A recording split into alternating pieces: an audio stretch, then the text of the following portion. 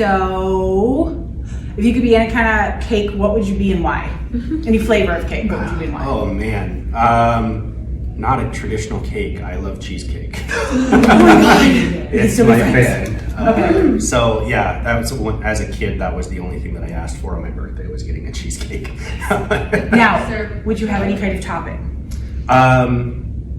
If I do, I prefer fruit over chocolate. Okay. But I would go with cherry typically if I pick one, but I usually prefer plain, just New York style. Okay. Yeah. Good. So just so you guys know, if you need to butter him up later, now we know.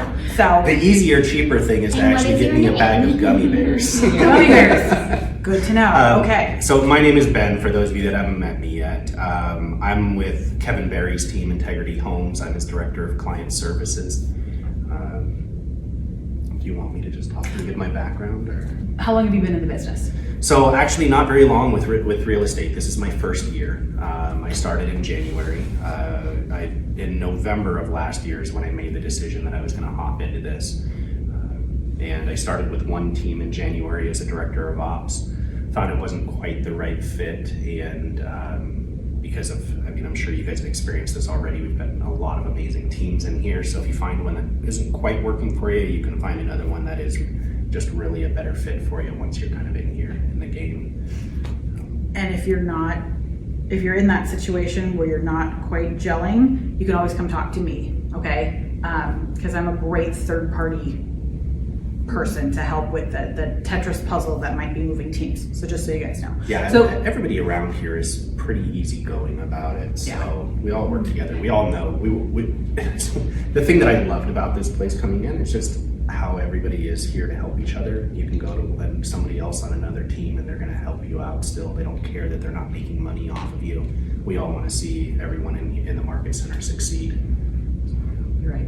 I just know that Steven's hard to nail down because he's always busy. And Pete is also hard to nail down because they're always busy. So, and Paul is usually advising somebody. So again, you can always use me as a resource. Just saying. So you got in the business a year ago. What prompted you to do that? So I've worked for myself several times. I had a tool business for the last almost 6 years prior to coming into this, and it was actually taking up too much time from my family. I went through a divorce in 2019, and then after talking with my daughter, who was 12 at the time, 11 at the time, she was actually in agreement with my soon-to-be ex-wife at that time that the business was just getting in the way of family, and so I needed to start looking for a different direction, and I was trying to find something that I could still really enjoy, still make good money in, but also have a flexible schedule so that I could have that family time as well, not be so devoted to just the business itself. Absolutely. So you said, I'm going to get my real estate license, like we all did. And then you picked Keller Williams. I think you talked a little bit about this just now, but what was one of the things that drew you to Keller Williams in particular? Very much the fact that they already have systems in place that have shown success, especially with teams. I knew for myself that I'm a social person. I like working with others. I didn't want to be just a solo agent and running on my own. I wanted to be with a team, and so having a business that it works with both, but there's so much structure in here for teams already and goals and plans in place that you can follow and not reinvent the wheel.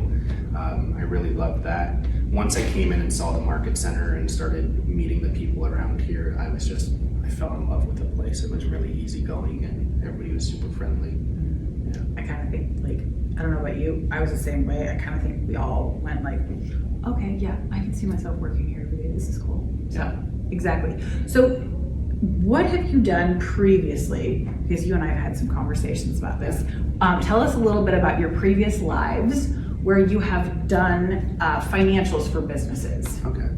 So one of the reasons why this ends up being a good topic for me is I went into the Army right out of high school, and when I got out of the Army, I struggled trying to figure out what I was going to do. So I bounced around some different lives like she's talking about. And by the way, this is recorded, so don't say anything that you don't want the IRS to know. Yeah. Just saying. actually just went through an audit with them in December of last year. They were shutting down my other business. They went through an audit. Luckily, they owed me at the end of the audit, so I'm Yes. not going to complain too much. But There you go. so I've run a few of my own businesses. I had with my ex-wife, we had a salon that we ran for 5 years, and just took one that was kind of failing and a guy was struggling. Learned to grow it and make it a successful business, and then sold it off for a profit at the end. I had my tool business that again was very successful. I had a part-time business that I ran for 14 years where I loved it for hobbies. I like to build things, so I had a custom fabrication and woodworking business that I did, and that I just kept part-time because I never wanted to lose my passion for it. So I figured if I dove into it full-time, I would end up hating it. So I've had that experience, and for a good chunk of my actual working career, I had a couple of different positions, but I worked as either a director of operations or director of safety for Gordon Trucking for about 8 years, and I reported to the VP of Business Development there.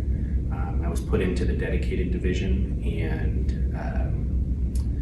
to where we took new practices that we wanted to and processes that we wanted to implement. We did it within the dedicated team, figured out all the bugs, found out what would work, and make the team successful, and then we'd expand it throughout the company. So my fleet was, I had 7 supervisors and roughly 300 trucks underneath them, and the entire company was about 2,500, so we were a little over 10% of the company. And Andrew, eventually after, I was there for I think 4 or 5 years, when he ended up getting a job offer to become the VP of Business Development for Boeing, and so he left. But he was an amazing mentor, taught me a lot, and that's actually what got me into opening up my own businesses and starting to learn to do that. And then I've helped friends and other people that I know grow their businesses as well. Awesome. Thank you for sharing. So this is all why we're here, is financials, agent basics. So if you would, you're a brand newly licensed agent, you're like, I have my license, I have no idea what I'm doing, but it's okay. Okay, just FYI, if you're like that, talk to your team leader, get a coach. And so from a financials perspective, if somebody has never run a business before, where do they start? What's the sort of process of like, okay, this is the first thing you need to do? Yeah. You'll find people that have some different aspects and viewpoints on where they see a business, and you'll find people that talk about being just a sole proprietor and it's fine, you're not going to make much money. I've learned from some of my mistakes over the years, and I think it's better to protect yourself as much as you possibly can. So first and foremost, once you have your license and you know you're ready to go, it's go get a business license set up, get incorporated. Depending on what you're looking at doing, you might look at a C corporation. Most people won't. For as an agent, the best thing to do is to get a PLLC, but you can get a PC as well. The PLLC is a lot easier until you start making gobs and gobs of money. A PC just isn't worth it, or if you've got multiple companies to be underneath that umbrella. And for the record, a PLLC stands for? It's it's a limited liability corporation. The P is used for the professionals. So there's limited professions that you can have the PLLC. The real estate is one of them. And it's the easiest thing, not only to set up and manage for yourself, but the ADRE easily recognizes it. The simplest thing that most people do is set it up. Like mine is just Benjamin Jadron PLLC. It's my name, nobody else will use it. And then the ADRE sees it as being professional and easily recognizable because if you do set that up, and you want to be able to use that for your business, you then have to resubmit a new application to, not an entirely new, it's an amendment or something that you submit to the ADRE and ask to use that PLLC. If you do that, you need to have the brokerage approve it and sign off on the paperwork before you send it. And something that's very important that their little portal, I don't think it even explains to you, is you need to make sure that you have your application for the PLLC name approval and your articles of incorporation merged into one PDF file before you submit it into their portal. If you don't do it, they're going to automatically deny it and just waste a couple of days of your time. Actually, it is. There's instructions. There is instructions Just now so you on know. there, so that's So, and so guys, just so you know, if incorporating is something that you want to do and you have questions, go on the ADRE website. In the little box where it's like the search box, just type PLLC. It will give you the application, the list of instructions. Read that to the letter, because I did not. It was a pain in the butt. And so, just so you know, there are instructions. Yeah. But if you have any questions, feel free to reach out. So, Yeah. The other thing is, if you haven't hired one already, if you've got an accountant or a bookkeeper, they will usually help you out with it. I know the accounting firm that I use charges $350. To me, it's very reasonable.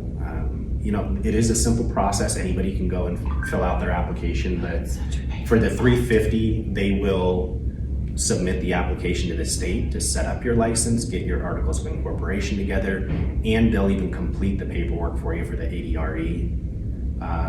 So you're just sending the stuff off, but they do everything for you, and it's nice to have a professional just take care of it.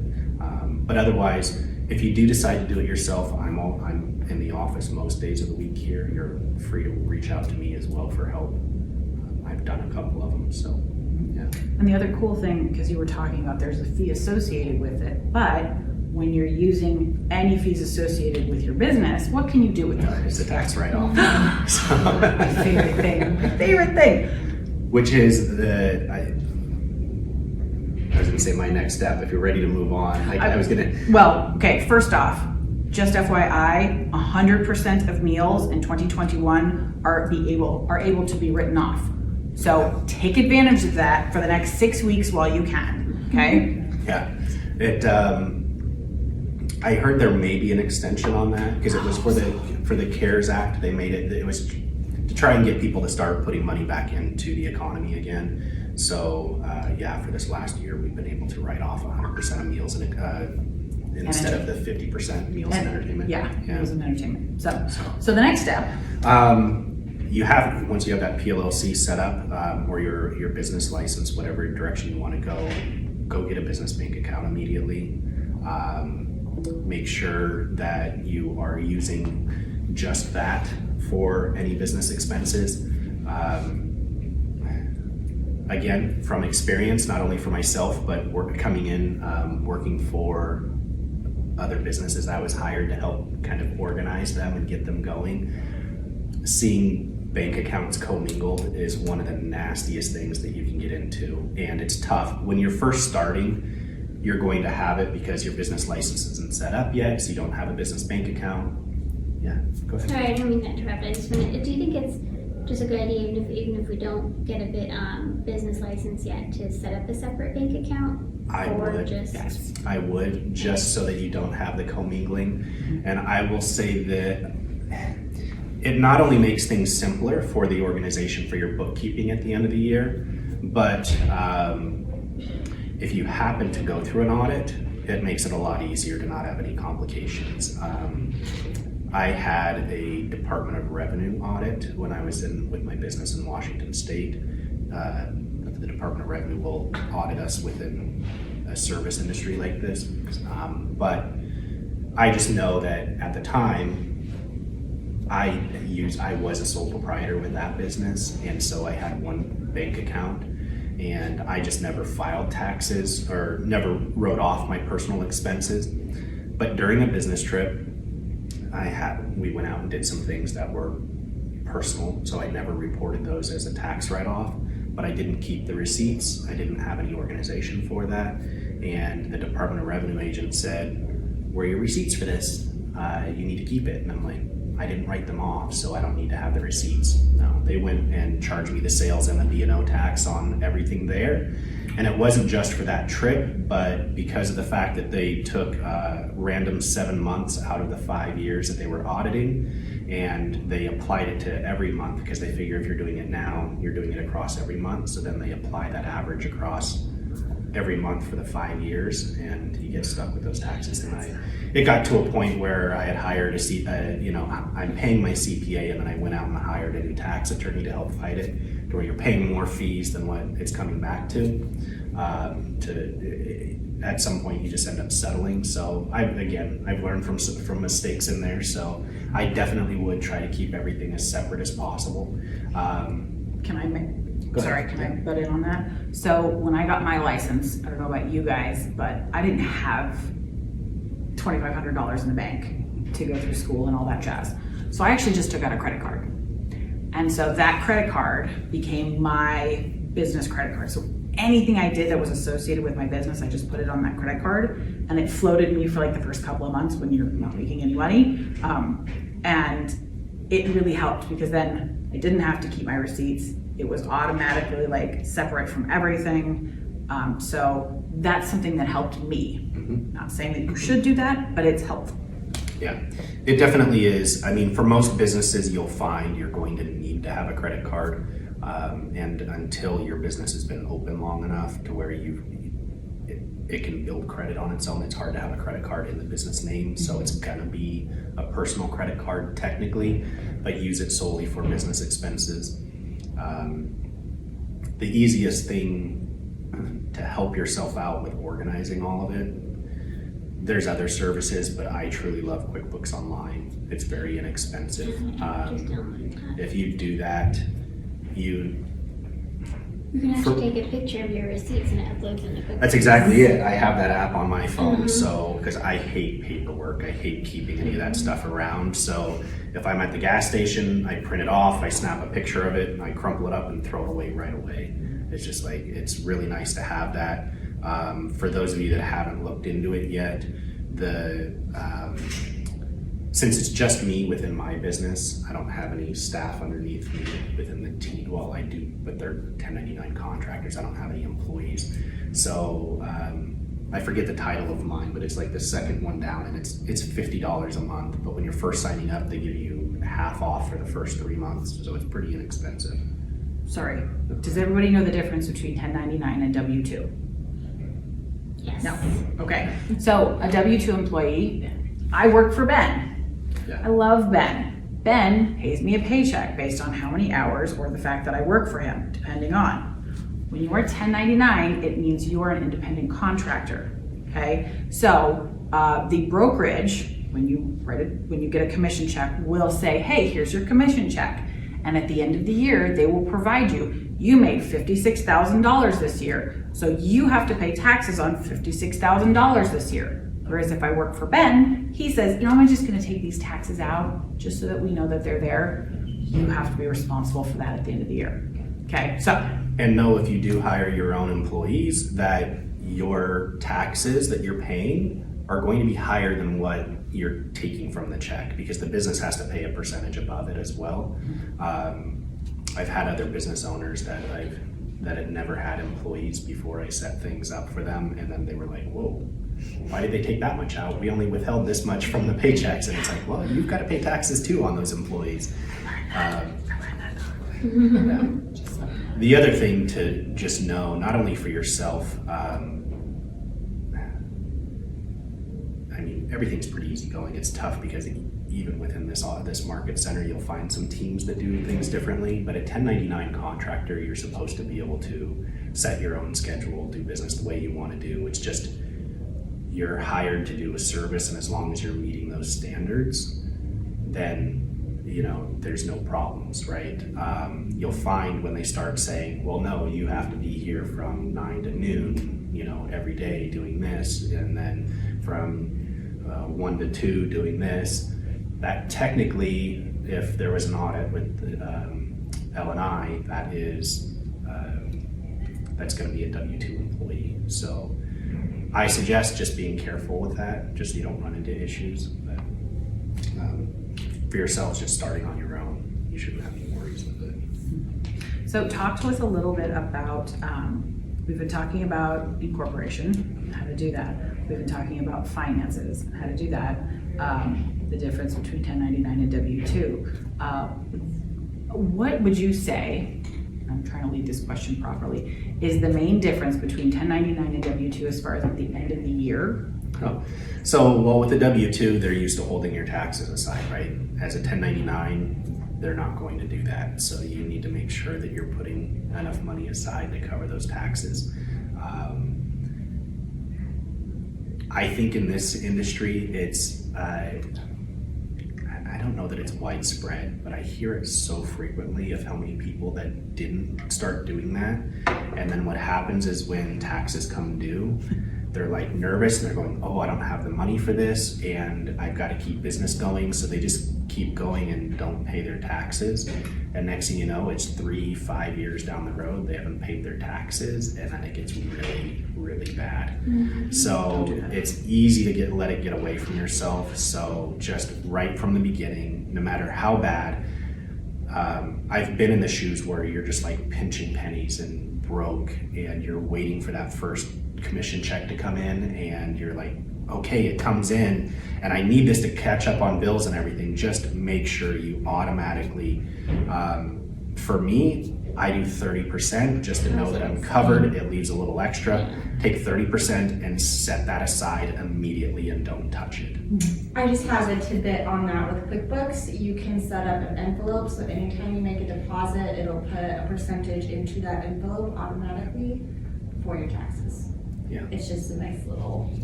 And I've actually set up a business savings account, and it's not really a savings. That's all it does is it's for my taxes only. So One thing, sorry, I wanted to go back to, because we were talking about QuickBooks.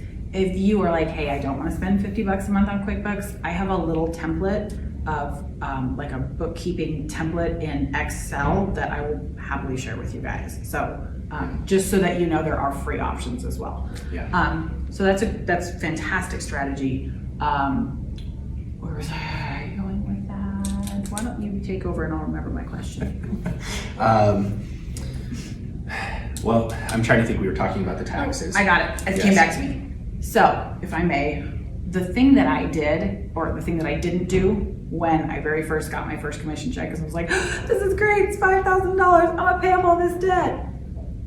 I don't have any money coming in next month. Crap. So, what I should have done, looking at it now, taken that 20% or 30%, stuck it in another account, and said, okay, what do I need to have for bills this month? $1,500? Great. I'm gonna take $1,500 out and pay myself. So you might end up with 3 accounts at that point. However, the cool thing is that even if your next sale is 45 days down the road, you know in 30 days, you can pay yourself another $100 or $1,500 out of that account. So it's kind of nice for when you're first starting out to be able to have a more steady income without necessarily going and creating a PLC and incurring that expense. Yeah. So just a tidbit for you. I'm OCD and I like to have super organization, and so I actually have 5 different bank accounts that I manage, which is why I love the QuickBooks Online too. So the way that I do it, so I have all my income, right, that from the business goes into the business bank account. The 30% of each of those checks goes into the savings account and is set aside for tax purposes. I pay myself a salary, and that is something that I suggest you figure out what you need and pay yourself a salary, and while you're getting going, leave anything extra in the business bank account for later as a just in case. So I pay myself a salary that goes into my personal account, which is just me on it. And the reason why I do this is it's just for personal reasons. I talked to my wife about this, and I'm like, we should have a bank account that neither of us is attached to, so that we can put money in there, and when we buy gifts where the other person doesn't see what's going on, right? So I have that, and that's directly where I pay myself to, and then immediately after I pay myself, I take a chunk of that's already agreed upon to us, and it goes into our joint account for bill pay. And then there's a percentage that goes into the 5th account, which is our spending account. So that way nothing is commingled. And again, Guys, I have commitment issues. I'm on my third marriage. In my first marriage, I did not have my own account. I should have. Yeah. I would advise anyone, male or female, never be fully dependent on a spouse. Always have your own money. Even if it's just so you can buy them a cool Christmas present, they don't know what it is. My first wife I was with for 17 years, married for 14 of those years. And during the last year, she was having an affair and she was slowly draining her bank account, and I didn't realize it. I wasn't paying enough attention. She was slowly draining it and had opened another bank account. And and what was funny is when we went through the divorce process, the courts didn't care. I had no access to that money, just like whatever. I was still making so much money that I still ended up rolling on top of that. So you never know what's going to happen with people. Ben, were we married to the same? Because that's what my second husband did. Again, just pay attention. Sabina, sorry, you had a question. I did have a question, but I forgot. And you don't worry. Okay, sorry. We'll try to catch Interrupt is what you do. Yeah. Can you have as many accounts in with one bank as you want? Or You is it can. different? I've Is it never different had them banks? tell me. I do use 2 different banks. So I'm a veteran. I'm prior military, so I bank with USAA for a lot of my stuff. But But they don't do business accounts. they.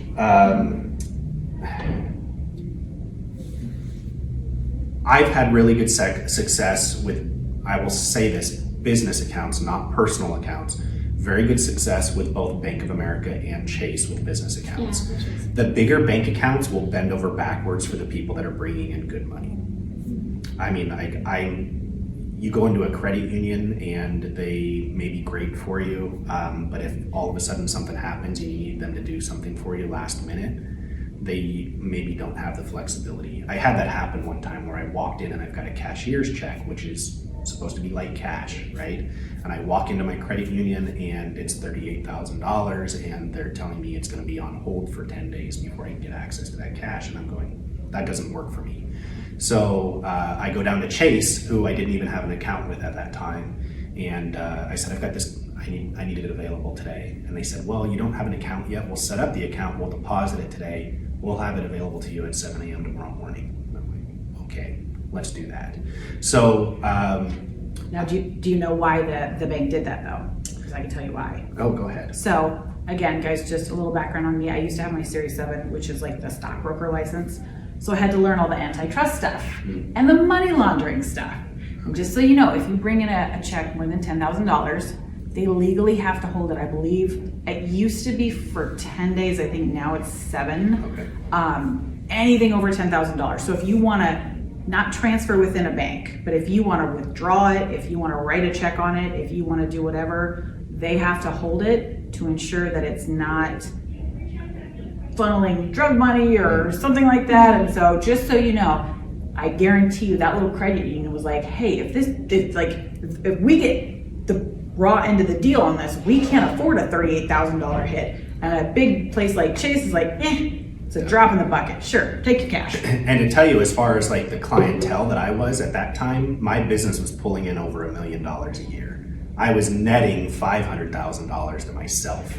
So I was pulling a lot of money through and I still had no leverage at this bank. So to me, it was let me go find a bigger bank to work with.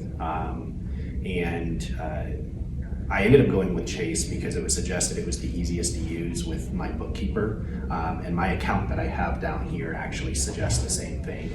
He wants, their firm tries to get all of their people set up with QuickBooks Online and with Chase. And the reason why is it's very easy for all of those to connect together.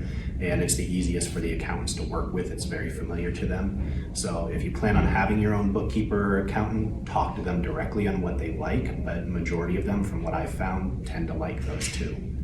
So Chase isn't the easiest. There's some things, especially right now, I don't like their systems with COVID. It's very hard to get in to see a business banker.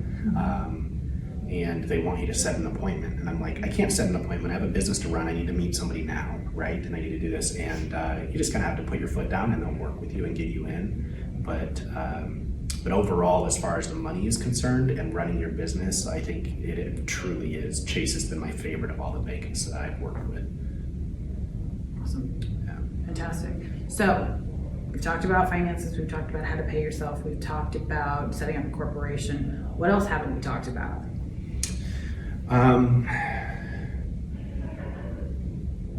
I feel like one of the things that I think like schools are lacking is the basic education when it comes to money.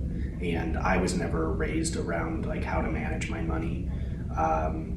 And I still am learning. I think everything we should always be looking to try and progress and get better at what we do. My team, we're working on a book right now where we're talking about this and building wealth. And I've struggled with it. When I made really good money, I still spent it all because I didn't know how to manage it. I was never taught how to do that. So I just think I brought up the budget earlier is figure out what all of your expenses are right now and don't go buy anything new, right? Like as a real estate agent, you don't want your client to go out and go buy a new car in the middle of them trying to build it or buy a new home. Your first year in business, maybe even your first couple of years in business, don't change anything you're doing that you don't have to, right? If you're absolutely required because you've got a lease that's running up or something and you need to make a change, or your car just completely takes a crap, or you get into an accident, that's one thing, but figure out the budget that you need.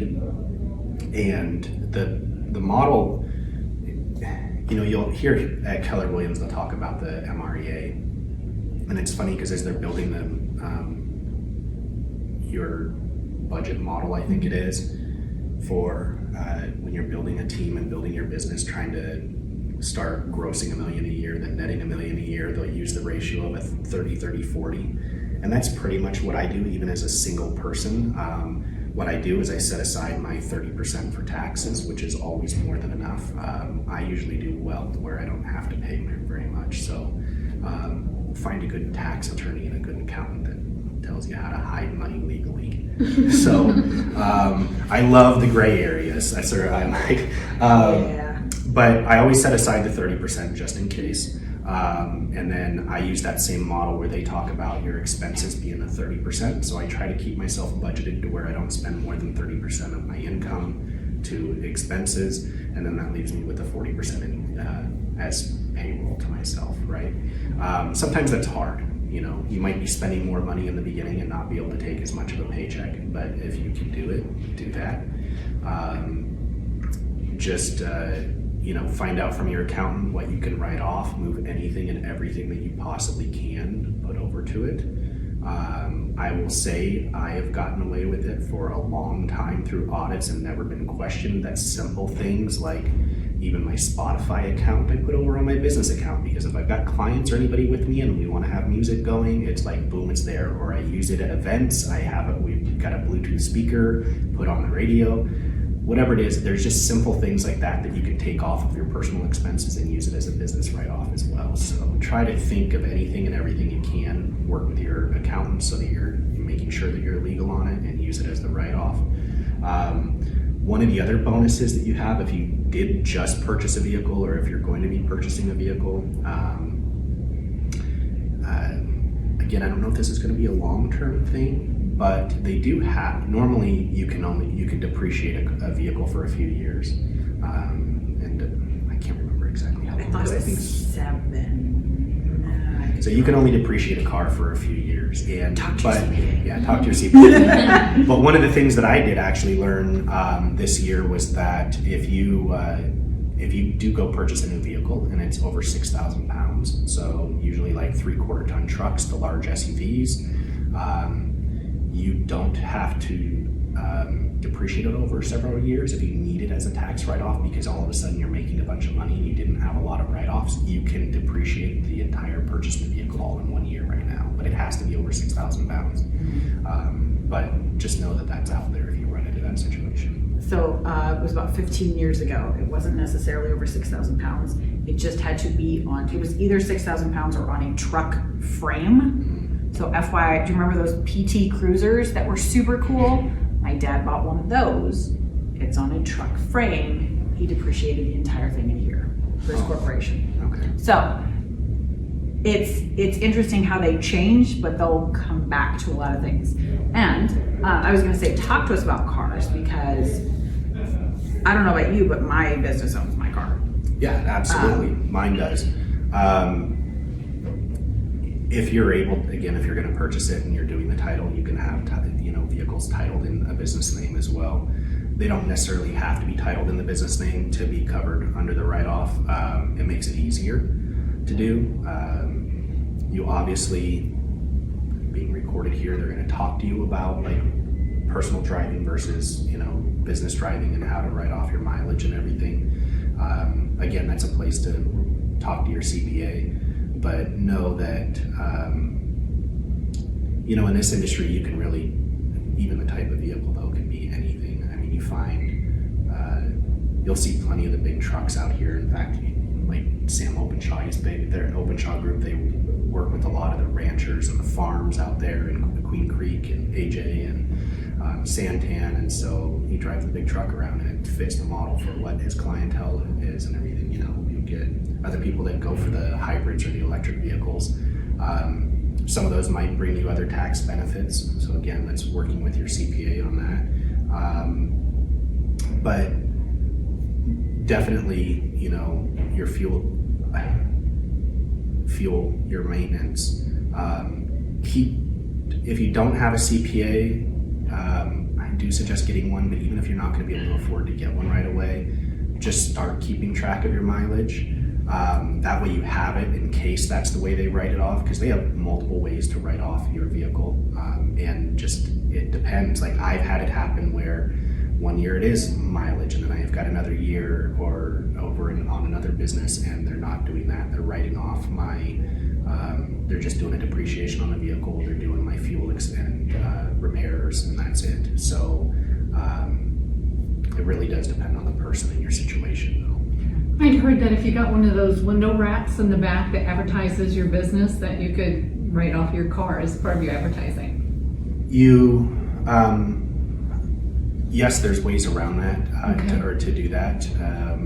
Again, I've never done it. I'm not a big fan of bumper stickers. I don't want. I'm a friendly person, but there's also a lot, especially here in Phoenix. I tell you, there's some of the most aggressive drivers around here, and I'm a type of person, I don't back off. Like, you're gonna come over at me or swerve at me, hit me. I don't care. So I don't want my business name on the car, because that's just the way that I am. The other part of that is liability. If they think that you're making good money, I will say this. So as the director of safety for Gordon Trucking for several years, I was dealing with a lot of people that intentionally caused accidents with our trucks so that they could sue us and come after us to get money. If you have your business license on your vehicle, you need to take that into consideration. You might be more likely that somebody's going to purposely pull in front of you and slam on their brakes if they're looking for a payout. Maybe the thought's going to come afterwards that you get hit, that you get into an accident, and then they notice it and they might think that there might be money behind this. I never even, if I've been involved in an accident, whether it's work, you're on the job or not, don't even talk about your work on the scene of the accident. I'll say this from my background in safety. You never say I'm sorry, because it automatically takes some of that blame, and you just don't want to have that come out, in case, especially if you weren't at fault. But just don't talk about business, because then it can bring your business into that as well. So now all of a sudden, if there is a lawsuit and you were traveling to a showing or to meet with a client or something, and you're saying this is business, now all of a sudden your business could be liable for the situation as well. So just try to keep any of that out of it. So for the people that do it, I don't know.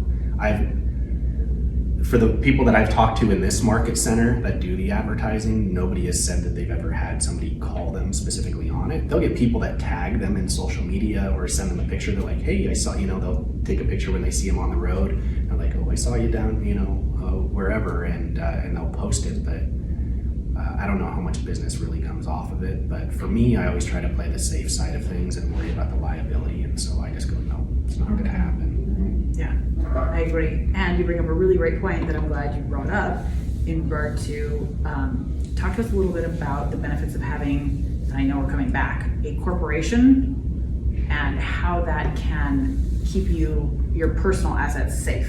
Yeah, so there's certain places that even having a corporation, when it comes to the government, that's really the only place I think that they can still come after part of the business, or your business income might take effect when something happens. For example, like if you were to file a bankruptcy, at least here in the state of Arizona, they would still look at the money within the business bank account too and treat that as part of your available money. So that's something to keep in mind. But when you're talking about protection, that is the main, I was bringing it up earlier too, and I forgot to go down that direction, is the protection that the LLC provides. If you do happen to be sued, right, say for a personal issue, that business is protected, right? If you are sued for a business situation, say that you, in real estate, say that somebody that you did business with ends up in a home, they're starting to have a lot of problems with it, think that they hate it, they feel like you fraudulently pushed them into it, and now they're going to turn around and sue you. If for chance they would happen to win the lawsuit, they can come after money that's available within that LLC, and they can't come after you personally, right? That's the big part of it. So again, you want to try and protect yourself in as many ways as possible, and having that LLC is the easiest way to do it. There is, on the tax purposes too, depending on how much money you're bringing in, your first year in, you maybe don't want to pay the extra money to file I think it's a form 2553 for your subchapter S. A lot of people just call it an S corp. You don't necessarily need to have that, but once you do start pulling in, I can't remember what the break is that you really want to push over. Again, talk to your accountant. I think it's 100. It's definitely at 100 you want to have it, but I think even if you're like maybe in the $60,000 or $80,000 net range, then you want to for sure be filing it that way. When you do, you now have to file separate taxes. You will have to file your business taxes and your personal taxes. Your business taxes, just so you know, are due on March 15th, not April 15th, like your personal. So be prepared for that. But yeah, there's a lot of protection involved there, and it's definitely worth the money to do it. The LLCs are so simple. A regular corporation, I've done it. Like I had, my last name is Jadron. I had a Jadron corporation set up in Washington for quite a while, and that was because we had the salon underneath it. I had, and it had its own LLC underneath, and then I had a photography business set up with an LLC, and then I had my part-time fabrication business that I was just a sole proprietorship. And that was, all of them were set up underneath the umbrella of the big Jadron corporation, and it just made sense for the money and the way everything was funneled to have it done that way. I don't fully understand that. That's why I had a tax attorney and a business attorney all handle that stuff for me. But for the most part, as a real estate agent, the PLLC is the easiest thing for you to do and manage, and it will make your life easier. Agreed. Absolutely.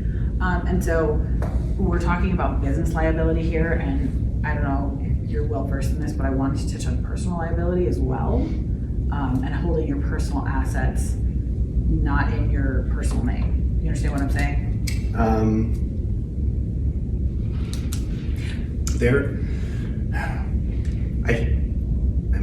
pretty sure, like with my accounting firm, they even have you divide up, like an investment property would have a separate LLC for each one. That's what he asked me to do. Like if for every home that I would have as an investment property, it's a separate LLC.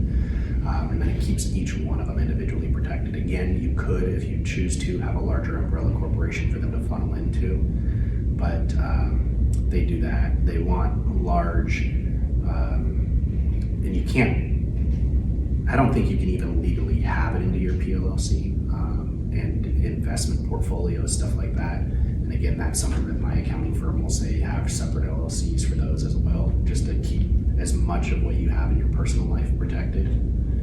Is that kind of what you were leaning at, or is there something else you're hoping to pull out of me? Absolutely. No, I was going to say that's a great piece of advice. The other thing is, if you, like, my husband makes really good money, okay? We have, it's not a huge house. I think it was just appraised at $615,000, okay?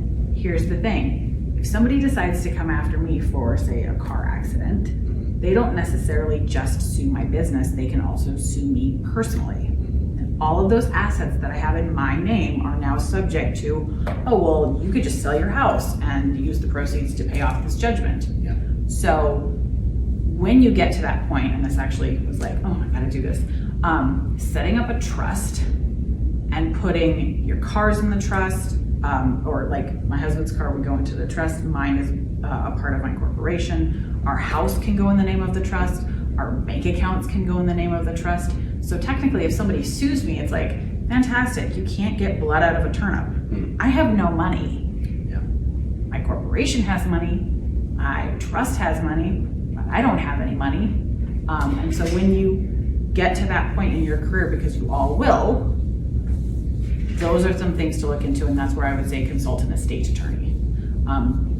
This is another tidbit. Estates are also easier to pass to any inheritance. Those are called beneficiaries, and they are subject to different tax laws than a normal inheritance tax. It's a beneficiary is different, like a life insurance beneficiary. That money is not taxable. For a trust, it's a different tax structure as opposed to an inheritance tax, which I think is like 35 or 40%. Yeah, that's definitely over my head. I have not, I haven't gotten into the details with my attorney on how those things work. There's certain things for me, I just like, I hire you for a reason. Take care of it and do it. Tell me what I'm supposed to do and just do it. I don't need to know. The reason why I know the bookkeeping and the finance part of it so much is I've actually done it where I've done everything from by myself, done all the bookkeeping and everything else. And in fact, on the real estate team that I was on before this, I helped set up all the books, got us going with past due taxes and things like that, taking care of setting up with a new CPA and doing all of that. So I've got a lot of experience with that. But with the trust and stuff, I've never really gotten into it myself. I'm just like, yeah, you're the attorney, do this. I don't even when it comes to the C Corp, because there's so much involved with it and you have to set up. I mean, it's as much as like, even when it's simple, we had it set up where my wife and I were in on it, and then you have to have a certain number of people in, and I You can't have to have remember a what the board of numbers. 5 members or more. And so we got my parents involved, and so each of us, we had some people that were silent investors. We're like, we need to have more people. So like my parents were one of them, where it's like, do you want to invest into the business? And they're like, yeah, sure, we'll do it. And I'm like, great, you'll be a silent investor, only give you a title. Then you have to keep a binder with minutes. You have to meet monthly and go through and talk about the finances and the budgets and everything else. So to me, that's what I say. When you start talking about C Corps, Yeah, that's for a- most people, it's just way over the top. Just stay away from it. Yeah. It's a lot more money to manage. It's a lot more to handle, and not worth it. But So, when you get to that point, consult your CPA and your attorney. But For sure. that was just something that I wanted to throw in there because a lot of people don't think it's like, okay, well, I have my business stuff and that's all in a corporation and that's fantastic. But then you have all these personal assets. Well, I have 50 rental properties and they're all in my name. We were looking up a VRBO today that was in the name of the owners and I was like, that's weird. I would have thought it would have been in a corporation because that's what I would do. If somebody is staying at your VRBO and falls and slips and breaks their hip, hey, guess who they're going to sue? They're not going to sue the corporation because there is no corporation. They're going to sue you. So it's just something to think about. But I'm going to shut up now. Ben, thank you so much for your time. Guys, do we have any questions for Ben? Anything that we didn't cover?